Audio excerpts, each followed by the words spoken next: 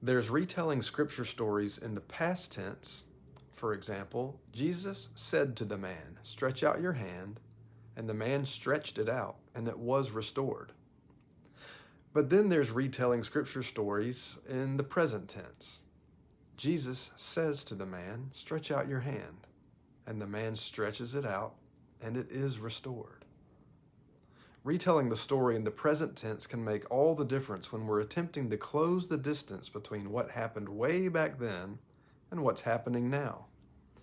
Most of the time, when I'm retelling a story from Scripture, I change the tense to the present to convey the text's immediacy and present power, and in order in a subtle way to say, we're also characters in this story, either as witnesses or participants.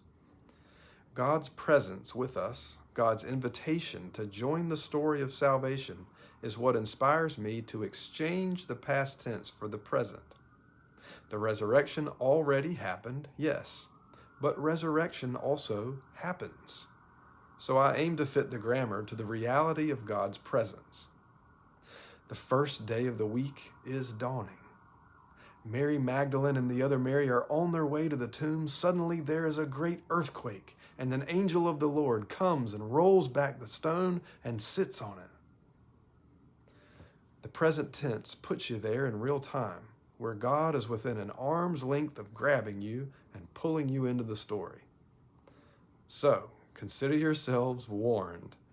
If you pull up a chair to the front row enough times, eventually you get called up onto the stage.